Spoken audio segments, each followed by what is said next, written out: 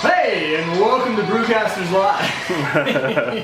We have no fun here at all. No fun whatsoever. Welcome. It's 11:04. Sorry, a couple minutes late, but as usual, just getting some stuff together. And they were like, "Hey, we'll do the Entertainment Tonight theme song." Oh, hey, here I am. Nice. Right on. I'm Nick Irvin, one of your brewcasters, and this is Donnie Fox. Donnie Fox. This is a Nick Fox production today. We are missing, don't know if you can see my arm, we're missing our third amigo here. Ryan Sandlin is off, I think, building a porch or a roof or something. Pergola. Throwing hammers around. A pergola? Pergola. That's a fancy Italian name. Cool. So if you are watching live on Instagram, please send us questions. Today, our main focus, the meat and potatoes of the brewcast, if you will, or if you're vegetarian, the tempeh and potatoes, is going to be grain. We're going to be talking all about grain, the science of grain, just for about 15 minutes or so, how we use it, how it gets produced, and what it means for you when you're drinking a beer. We're not doing a Facebook Live this time. We got to get technical difficulties sorted out, but we're doing Instagram Live. But we will have a Facebook video posted of this brewcast so you can watch it on Facebook if that's your media. Cool. How you doing today? I'm doing spectacular. Spectacular. Yeah. Excellent. I'm doing very well. I didn't get your vegetarian joke earlier, but No. that's okay. That's right. Tempeh. Not like the town down in Phoenix, not Tempe, but tempeh. It's a meat substitute. Okay. Well, I don't care for that kind of humor, but I'm sure there's someone out there that does. You know what vegetarian means, right? It's native for bad hunter. What beer are we drinking right now? I am having cold brew coffee. Oh, cold brew coffee. I am, yeah. It looks sort of like it would be like an amber ale or like a Belgian ale, but yeah. This is still kind of early in the morning for me. You wake up early as a brewer. You kind of have baker's hours where you're up you're up at like 4 or 5 in the morning, if not earlier. Yeah, I think bakers have a little bit earlier than me. I had a 4:30 alarm this morning, so yeah, not too bad. And speaking of which, if you hear weird noises behind us, that's because the brewery is active right now. Yep, we're brewing a double batch today, and thank you, Tiffany. Yeah. Tiffany helped me out by coming here and doing this process while we could bring you this live entertainment. What are you drinking? Well, now I'm going to say coffee as well, because why would I be drinking beer? Actually, I'm drinking one of our new beer releases. We can just go right into that. Yeah. Talk about that.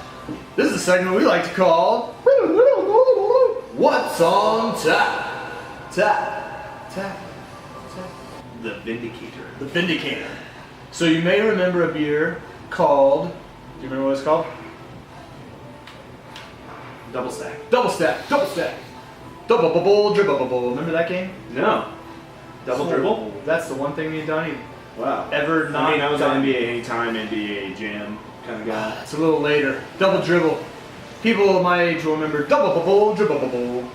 So, but this is it used to be double stack, and so we then got a very nice call. I think we told this story before. We got a nice call from Great Ocean, and they said, "Hey, we've got double stack too, and you bottled this and packaged it called double stack. So, could you please not do that?" And we're like, "Cool, yeah, absolutely." So now we've got almost the same beer. And instead of calling it double stack, call it Vindicator. The Vindicator. Wow, it's a heavy hitter. Yeah. It's around 9%. It's going to be an Imperial Stout, and then there's some lovely adjuncts in there. And adjuncts sounds like a filthy word, but it doesn't necessarily mean any kind of like fake ingredients. It just means something extra besides the main ingredients of beer. So what are some of the... Love, understanding, care, Man, peace. those are all the ingredients that were not part of my raising as a child. With you. We got cinnamon, a ton of maple syrup. So this is it's like pancakes, like a double stack pancakes. Yeah. Or French toast, if you will, too. Lactose, cinnamon, maple syrup. No, I think that's it. A bunch of yummy breakfast stuff in an Imperial Stout. It's rather than going to like IHOP, screw IHOP. Come to Dark Sky. Sorry, other people from IHOP right now. Yeah, that's it. We just lost all our. No, come to Dark Sky. You get all those yummy Oh, yeah. breakfast things in one glass rather than going to IHOP. Yeah. The only thing you don't have on here is butter, but that's a good thing. Yeah. No butter. So that's what I'm drinking. You're drinking cold brew coffee. I am. We got some more beer releases coming up soon. We've got, actually what we're brewing right now is, are they going to figure it out, other door ladies? Yes, they got it. I need to unlock that door. We have brewing right now a kind of a light hazy IPA that is we're going to use a brand new hop that we haven't used before in the dry hop called Ella. It's an Australian hop variety. And so look forward to that. We're just brewing it now, so it'll be a week and a half or so. And we also have, so I made a chocolate IPA. Yes. Yeah, so I wanted to do a chocolate IPA. I wanted to see if I can balance the bitterness of like dark chocolate. Excuse me. This coffee's carbonated. And the hops as well. I'm super excited about the base of it. I tasted the base of the beer. I haven't added the chocolate yet. We'll do that probably this weekend. And but I'm super stoked. Yeah, so there's that. There's also one more that isn't fermented. Not sure how long this will take because we used a Flanders yeast variety in it, and so that could take a little while, but it's Apropocalypse Volume 3. Apropocalypse is the funnest beer to take to events and festivals. To have people try to say it, or? Exactly. They're like Apocalypse. Whoa. Yeah, but just watching people try to say that is funny. So look forward to Apropocalypse sometime in the future, not sure. Hey, whenever the yeast is done with it, it'll be done with it. So have you had Apropocalypse before? I have. Yeah. Very yummy. Yeah. Crap ton of Apropocalypse. Apricots. Tons of that stuff. Okay. Cool. So that's about what we've got for the beer releases. Obviously, we have a ton of other beers. Anything else you're excited about right now on tap? This is a segment called What's Donnie Excited About? What am I excited about right now? Blood of My Enemies is back, which is a great sessionable, fruity, tart IPA. I like blending that with Beach Boy right now. Oh, really? Yeah, so I'm doing a 50-50 blend of Down by the Beach Boy and Blood of My Enemies, 2 IPAs, both fruited, one with pineapple and coconut, one with passion fruit and hibiscus, and the combo creates almost just like a crazy tropical fruit punch beer. Ooh.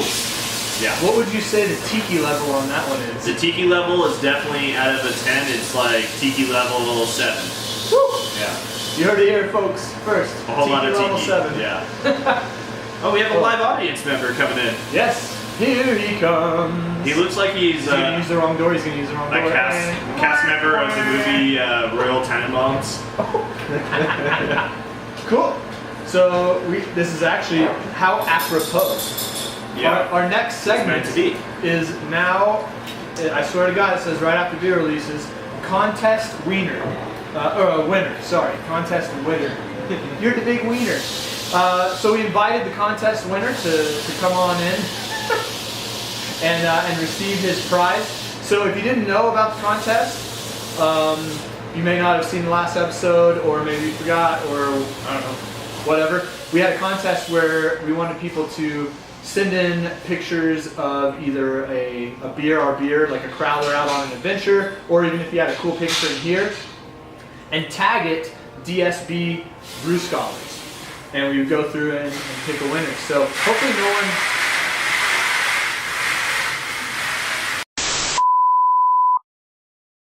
We have a beautiful setup by Emma Gardner. It is the ofrenda, and the ofrenda is basically an altar, and it is a spot where you can give messages or pay homage to people who have passed. And those could be relatives, loved ones. They could be people you don't know, like famous people. We have a couple of celebrities and government political figures and inspirers there too. So it's not just for relatives, but for other people as well. So again, she knocked it out of the park. This is absolutely gorgeous. Come see this and come pay homage. But you have to do it today. Tonight is the procession, and so Emma Gardner will be leading the procession at 7:30 p.m. Walking around downtown, just really just celebrating the one day, it's actually a couple days, but the last day of Day of the Dead, Dios de los Muertos, where we have the dead, with us, and we're celebrating that. So that's really cool. Oh, actually, earlier at 5 o'clock, no, 5:30. 5 or 5:30, there will be face painting, and a lot of people will be here. We'll light the candles and have like kind of the ofrenda, and kids can get their face painted, adults can get their faces painted for Dia de los Muertos, and then at 7:30, taken off to go celebrate in the streets, kind of like a parade. So it's awesome. There's a couple of great pictures here. David Bowie, I saw. Robin Williams. Oh, Robin Williams. A bunch of people's dogs. Cute dogs. It's a little sad. It's kind of rough. But it's not sad, right? That's the point. It's not sad. It's a celebration. Celebratory. Here's the one that I had submitted. I'm mourning the loss right now. I don't know if people can see this, but it says West Coast IPA. Yeah, kind of being a Weisenheimer. Oh, and by the way, someone says hi from Washington. Oh, what's up, Everett? So that's tonight. That's events, and First Friday. First Friday, we also have another event, celebrate or benefiting the Grand Canyon Trust. We're going to have a bunch of art up on the walls. First Friday art walk. What's that? Full Moon Friday too. Oh, it's a full moon Friday too. So come howl at the art. That's gonna be crazy. First Friday, full moon. Whew. Vindicator. Oh boy. Okay, we'll have security. No.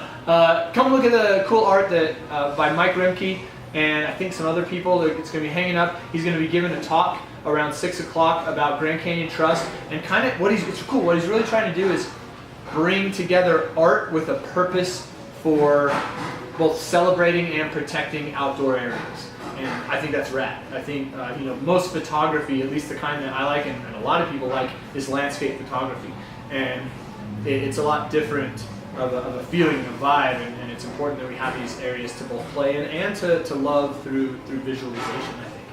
So he'll be doing that. He'll be showing a little film clip and doing a talk at 6 o'clock. So come check that out First Friday, and drink some beer as usual. First Fridays are always crazy. I think First Fridays are pretty fun. They're fun during the summer, but winter it's fun too because I don't know, everyone just loves walking around all bundled up in hoodies and puffies and then coming in and drinking some good beer.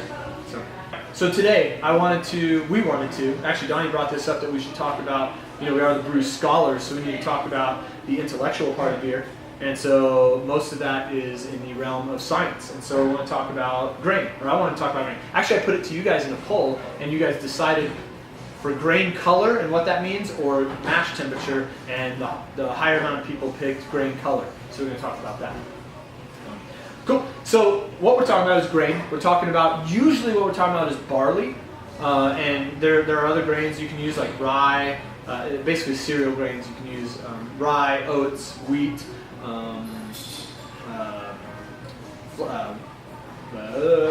corn. Oh yeah, corn, rice. Basically, some grains have fermentable sugars, and others do not. Used just for flavor or consistency or color. Yeah, absolutely. Yeah. That's fun. Okay, good. We're done. See you guys. This is where we get the sugar for the yeast. It comes from the grain. And so I'll go, rather quickly through this, but this is just a little quick podcast or brewcast.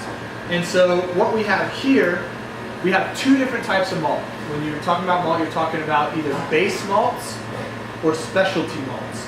Your base malts are the ones that are going to provide most of the enzymes that will turn the big starches into little smaller sugars so the yeast can get at it. They're like the fork and knife. The enzymes are like the knife and fork to cut up the meat into bite-sized pieces that the yeast can use. What we do is we take the grain off. We don't do this. This is to the maltsters. Thank you, maltsters, the people that deal with malt. It's pretty amazing what they do. The unsung hero. They're highly unsung, and I try to sing them, or give them songs. Give us a little song here. Oh, the maltsters are the ones who give us the grain, so we can take some alcohol straight to the brain. There we go. Very good. All right. They do. So we take the grain.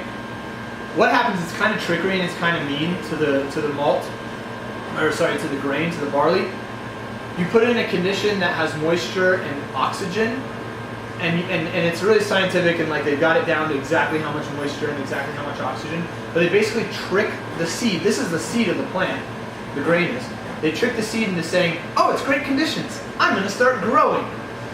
And then so they're like, "Psych, we're going to burn you now." Yeah, that's basically it. They trick the grain into sprouting almost, and then Germinate. they roast them. Yeah.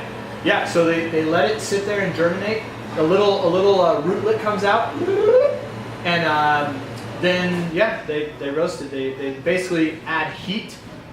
Okay, let's take one step back. The reason that they allow it to germinate is through that process, the enzymes become activated and they start chomping up the little starches in here. So we're really tricking the grain into activating these enzymes, that we want to use to get at the sugar in this little seed. And I could go on forever about the science of that and like talk about why this seed has so many sugars in it, like what the plant uses it for, because it doesn't have leaves right now for photosynthesis and all that. But thumbs up, AZD back, a fan for a long time, that guy. Yeah. Oh, another thumbs up, double thumbs up. So we trick it into starting its process. We then throw it under heat, and here's where the differences come. Lightly heated and lightly what's called kilned, K-I-L-N, becomes your base malt. So this right here is 2-row, and it's the bulk of most of your recipes are these base malts. Either this, there's other kinds besides 2-row. There's Maris Otter and some of these other ones. Or Pilsen malt. When you lightly kiln and kill these off, what you get is a very light colored grain. What that means is you have gained all the enzymes, but no real flavor is added. You can have different varieties that have kind of biscuitiness and breadiness, so you can get some flavor nuances in there, but this is basically just to supply the enzymes and the sugars for the yeast. And it adds a little bit of color to the beer as well. Not much. So if you're going to have a Pilsner, which is really, really light in color, or a pale ale, you're going to use almost all just this light colored malt. You can make Pilsen malt and all that, and you're going to get a light colored beer. Boom. Now, it's going to be very hard for you to tell out there in Instagram land, but this one is a little bit darker in color. This is caramel, and so caramel is kilned just a tiny bit more, and probably at a little bit higher temperatures. And so you're going to get a caramelization starting to occur, just like when you put onions in a frying pan. And you get that caramelization of it. Not quite burnt or toasty yet. Don't burn your almonds. Your almonds? Don't burn your almonds. Don't burn your almonds. Or your onions. Either way. My old pappy always said, "Don't burn your." All right. Now we can go into a lot, but let's jump all the way to a grain that has been kilned at a much higher temperature. And so what it has done is it's basically roasted it. And this right here is chocolate malt. So it's been roasted to a certain degree to actually give a good chocolatey note to it. This is what I used in the chocolate IPA. And so, yeah, and a chocolatey taste as well to it. Not like straight up like, oh my god, it tastes like a Snickers bar, but like, those nuances, those flavors. Here's the thing. This thing has been hit with such high heat. AJ, what does heat do to enzymes? Makes them work. What does a lot of heat, too much heat do to enzymes? Kills them. Kills them, yeah. So heat does activate them, but what this has done is it's caused the enzymes to be done, to denature. And so those enzymes can't get in there and break down the sugars anymore. So if you were to try to brew a beer with all roasted malts, like chocolate or black malts, then you would have really no enzymes to break down the sugars, and the yeast would be sitting there with, like, basically looking at an elephant, being like, how am I supposed to eat that? You got to cut this elephant up. It probably wouldn't be drinkable as well. So, like, I just ate some of those, and it's like eating like espresso beans, only not as tasty, like more roasty than espresso beans. Yeah, Yeah, you want to dilute this in a sense with the other grains. Yeah. Just eating plain. Well, wait till we get to the black ones. Black malt. Those are roasted even more. So that's where you get a burnt toast by itself. Yeah. So your stouts, some of your porters, you'll use some of these black malts to add an intense dark color and also some of those roasty characteristics. And yeah, those are harsh to eat, but go for it. I'm gonna do it. All right. This is where I need the close-up. Oh gosh, no. I'm not gonna do that. Not gonna do it. Not gonna do it. Wouldn't be prudent. Any questions out there from Instagram land? Woo! No questions right now. No questions. Yeah. That is literally like eating if you left bread in a toaster for too long and you have burnt toast. That's what that tastes like. The shavings. Yeah. It's rough. But I'm gonna have to steal some of your beer. it's good in a beer like that. Whoa. So there's a lot of things I wanted to kind of go over, but I think that's the basics. You malt it, go through the process of getting those enzymes activated. Yeah, it's really good. You can do some other amounts of toasting to it. You're going to basically try to get this down to a percentage around 5% water content. They are, and then they're ready to be sent. So these are all dried to about the same percentage, but it depends on how hot that Like heat the is. flash heating. Yeah, exactly. Yeah, like broiling versus baking or something like that. New contest. I want to throw that out there to everybody. So you saw a gift certificate. Like what? This one I wanted to, since it's becoming a little bit colder out, I want to open up the contest to be any stout that you're drinking. So something with these malts.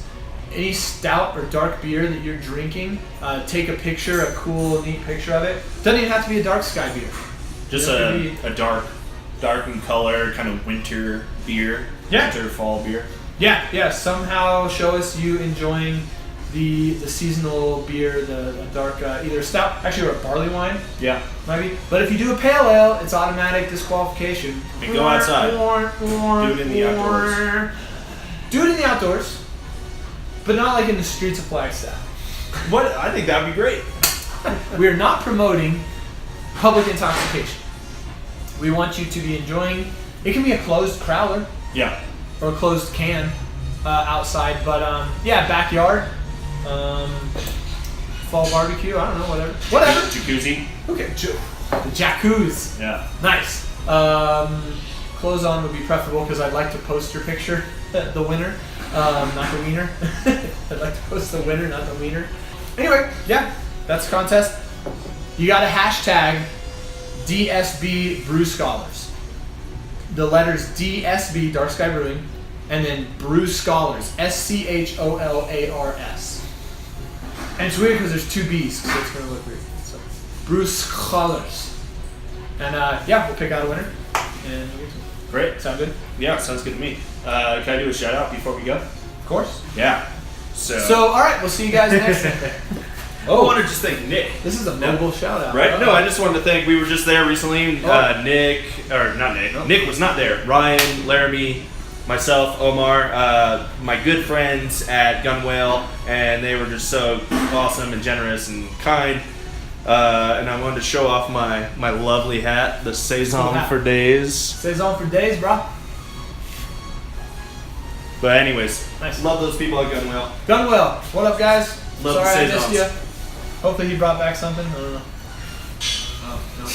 Cool. Join us next week when we don't know what we'll be talking about, but it'll probably be fun.